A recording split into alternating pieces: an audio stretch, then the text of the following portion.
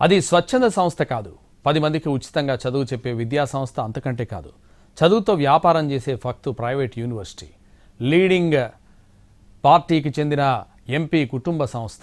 అటువంటి విద్యా సంస్థకు వందల కోట్ల రూపాయల విలువైన భూములు కట్టబెట్టేందుకు రంగం సిద్ధమైంది. ప్రభుత్వ భూములకు కస్టోడియన్గా వ్యవహరించాల్సిన గ్రేటర్ విశాఖ మున్సిపల్ కార్పొరేషన్ బరితెగింపు తీవ్ర వివాదాస్పదంగా మారింది. విశాఖ నగరంలో భారీ భూ బదలాయింపుకు తెరలేచింది. ఇప్పటికే వివిధ సంస్థల పేరుతో జరుగుతున్న కేటాయింపులు విమర్శలకు తావిస్తూ ఉండగా ఆ జాబితాలో గీతం యూనివర్సిటీ చేరింది. విశాఖ ఎంపీ శ్రీభరత్ చైర్మన్గా వ్యవహరిస్తున్న ప్రైవేట్ విద్యాసంస్థ గీతం యూనివర్సిటీకి ఏకంగా అత్యంత ఖరీదైన 54 ఎకరాల భూమి కేటాయించేందుకు తెరచాటు ప్రయత్నాలు పూర్తయ్యాయి. భూములను బదలాయించేందుకు గ్రేటర్ విశాఖ మున్సిపల్ కార్పొరేషన్ పాలకవర్గం సన్నద్దమవడం తీవ్ర చర్చనీయాంశంగా మారింది. ఈ నెల 30న మున్సిపల్ కార్పొరేషన్ సాధారణ సమావేశంలో నిర్ణయం తీసుకునేందుకు కూటమి పాలకవర్గం పావులు కదిపింది. సుమారు 100 కోట్ల రూపాయల విలువైన భూములను మార్పిడి చేసేందుకు అనుకూలంగా తీర్మానం చేయించేందుకు అవసరమైన సర్వే ప్రణాళికలు పూర్తయ్యాయి. దొడ్డిదారిన భూములను కట్టబెట్టేందుకు జరుగుతున్న ప్రయత్నాలుగా చర్చ జరుగుతోంది. రెవెన్యూ రికార్డుల ప్రకారం ప్రభుత్వ ఆస్తిగా నమోదైన ఈ భూములు ఆక్రమణలకు గురైనట్టు గత ప్రభుత్వం నిర్ధారించింది. నిబంధనలకు విరుద్ధంగా వ్యవహరించినందుకు వీటిని స్వాధీనం చేసుకుని బోర్డులను ఏర్పాటు చేయించింది. విశాఖపట్నం గ్రామీణ మండలం పరిధిలోని రుషికొండ, ఎండాడ ప్రాంతాలు అత్యంత ఖరీదైనవి.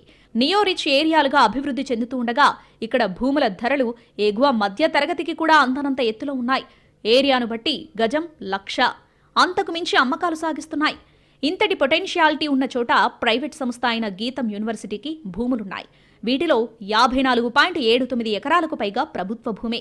తాజాగా వీటిని క్రమబద్ధీకరించేందుకు జరుగుతున్న ప్రయత్నాలు నిబంధనలకు విరుద్ధమని, అవినీతి నిరోధక చట్టం పరిధిలోకొస్తాయని మాజీ ఐఏఎస్ అధికారి ఈఎస్ శర్మ రాష్ట్ర ప్రభుత్వానికి లేఖ రాశారు. గీతం యూనివర్సిటీ డి పట్టా భూములను కొనుగోలు చేసి ఉంటే అది AP assign land prohibition and transfer act 1977ను ఉల్లంఘించడమేనని గుర్తు చేశారు. సుప్రీంకోర్టు ఆదేశాలకు అనుగుణంగా గీతం యూనివర్సిటీకి భూ బదలాయింపు చెల్లదని మాజీ ఐఏఎస్ అధికారి ఈఎస్ శర్మ రెవెన్యూ ప్రత్యేక ప్రధాన కార్యదర్శి సీసీఎల్ఏకు లేఖ రాశారు. క్రమబద్ధీకరణ కోసం ఏ నియమం కింద అటువంటి అనుమతి ఇచ్చారు అని ప్రశ్నించారు. రెవెన్యూ శాఖ 14/9/2012లో జారీ చేసిన జీఓఎంఎస్ నెంబర్ 571 కింద ప్రభుత్వ భూములను ప్రైవేట్ సంస్థలకు ఇవ్వకూడదని గుర్తు చేశారు శర్మ. స్థానిక సంస్థల పరిధిలో ఉన్న ప్రభుత్వ భూములను ప్రైవేట్ సంస్థలకు కేటాయించకూడదని 28/1/2011న జగపాల్ సింగ్ కేసులో ఇచ్చిన సుప్రీంకోర్టు ఆదేశాలను పరిగణలోనికి తీసుకుని గీతం యూనివర్సిటీకి భూ కేటాయింపులు రద్దు చేయాలని కోరారు. ఈ మేరకు కేంద్ర దర్యాప్తు సంస్థలకు లేఖ రాస్తున్నట్టు వెల్లడించారు.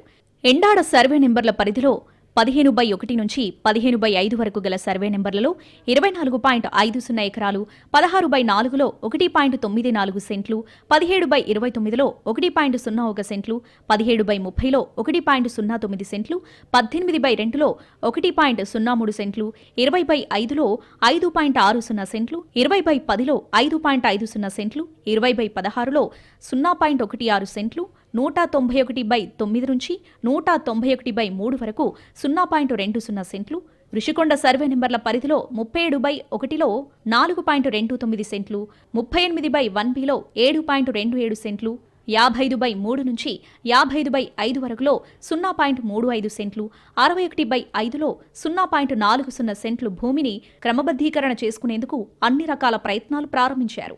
ఎజెండాలో 15వ ఐటంగా గీతం భూముల అంశాన్ని చేర్చారు. మరొక నెల రోజుల్లో జీవీఎంసీ పాలకవర్గం సమయం కూడా అయిపోతుంది. ఈ తరుణంలో కోట్ల రూపాయలకు పైగా విలువ చేసే భూములను కట్టబెట్టాలనే దురుద్దేశంతో చివరి సమావేశంలో జీవీఎంసీ కౌన్సిల్ సమావేశంలో ఆమోదముద్ర వేసేందుకు రెడీ అవుతుంది. ఈ చర్యలను అడ్డుకునేందుకు వైఎస్సార్ కాంగ్రెస్ పార్టీ సన్నద్దమైంది. కౌన్సిల్ సమావేశంలో వ్యతిరేకించడంతో పాటు న్యాయ పోరాటం చేసేందుకు సిద్ధమని ప్రకటించింది. ఈ భూ బదలాయింపుకు సహకరించిన అధికారులు చట్టపరిధి నుంచి తప్పించుకోవడం సాధ్యం కాదని హెచ్చరిస్తుంది.